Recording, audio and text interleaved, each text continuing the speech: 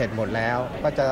มีทั้งหมด30หน่วยก็วันนั้นเนี่ยถ้าถูกลบหุกนะครับหาหน่วยเลือกตั้งไม่เจอหรือหาเต็นท์ไม่เจอหรืออะไรไม่เจอเนี่ยทางเขตจะมีคอมพิวเตอร์ไว้ให้กดว่าอยู่เลือกตั้งเต็นท์ที่เท่าไหร่หน่วยเลือกตั้งอะไรไปตรงไหนก็คนก็มารับบัตรแล้วก็ไปที่หน่วยเลือกตั้งเลยซึ่งสะดวก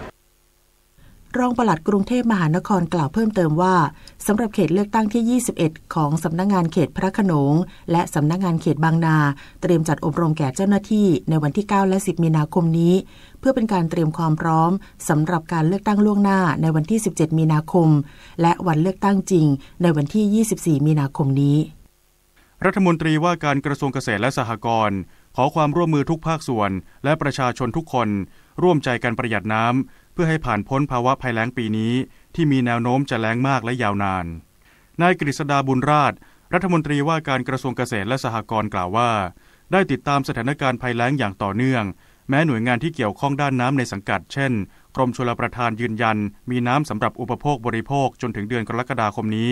และหน่วยปฏิบัติการฝนหลวงสู้ภัยแล้งประจำปี 2562 ที่เปิดอย่างเป็นทางการแล้วตั้งแต่วันที่ 1 มีนาคมที่ผ่านมา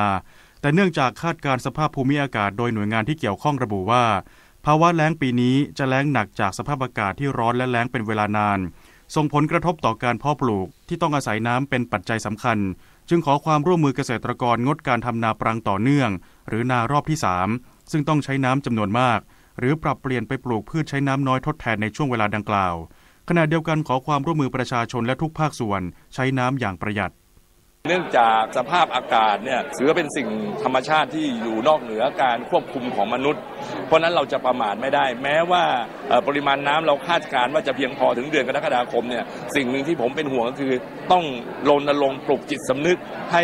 พี่น้องประชาชนรวมทั้งเกษตรกรเนี่ยรู้จักการใช้น้ำอย่างประหยัดอย่าประมาทกับธรรมชาติด้านพลโทคงชีพตันตรวานิชโฆษกกระทรวงกลาโหมเปิดเผยว่าพลเอกประวิตรวงษ์สุวรรณรองนายกรัฐมนตรีและรัฐมนตรีว่าการกระทรวงกลาโหมสั่งการทุกเหล่าทัพติดตามสถานการณ์ภัยแล้งในทุกพื้นที่ซึ่งคาดว่าปีนี้จะได้รับผลกระทบในวงกว้างโดยให้เฝ้าระวังและเตรียมรับกับปัญหาไฟป่ารวมทั้งประสานการทำงานอย่างใกล้ชิดกับสำนักงานป้องกันและบรรเทาสาธารณภัยในทุกจังหวัดเพื่อประเมินสถานการณ์น้ำในพื้นที่เสี่ยงและสนับสนุนกำลังพลเครื่องมือเครื่องจักรและยานพาหนะเข้าร่วมบริหารจัดการแก้ปัญหาน้ำอุปโภคและบริโภคของประชาชนในพื้นที่โดยเฉพาะพื้นที่แล้งซ้ำซากหรือเสี่ยงต่อปัญหาการขาดแคลนน้ำพร้อมให้กองทัพอากาศประสานกับกระทรวงเกษตรและสหกรณ์สนับสนุนอากาศยานร่วมกับศูนย์ปฏิบัติการฝนหลวง5ภูมิภาค12หน่วยปฏิบัติการที่รัฐบาลตั้งขึ้นออกปฏิบัติการฝนหลวงช่วยเหลือประชาชนให้ครอบคลุม25ลุ่มน้ำหลักเพื่อบรรเทาความเดือดร้อนของประชาชนและลดความเสียหายที่จะเกิดขึ้นในพื้นที่วันนี้หน่วยแพทย์เคลื่อนที่มูลนิธิแพทย์อาสา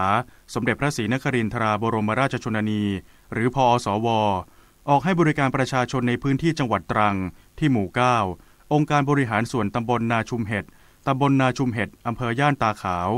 จังหวัดสงขลาที่หมู่6โรงเรียนบ้านขนุนตำบลวัดขนุนอำเภอสิงหานครจังหวัดเพชรบูรณ์ที่หมู่6โรงเรียนบ้านดงน้ำเดือใต้ตำบลห้วยใหญ่อำเภอเมืองจังหวัดพังงาที่โรงเรียนคลองเคียนรัฐราชรังสรรค์ตำบลคลองเคียนอำเภอตะกั่วทุ่งจังหวัดสตูลที่หมู่2บ้านตันหยงกาโบยตำบลปูยูอำเภอเมืองจังหวัดเพชรบุรีที่หมู่8โรงเรียนบ้าน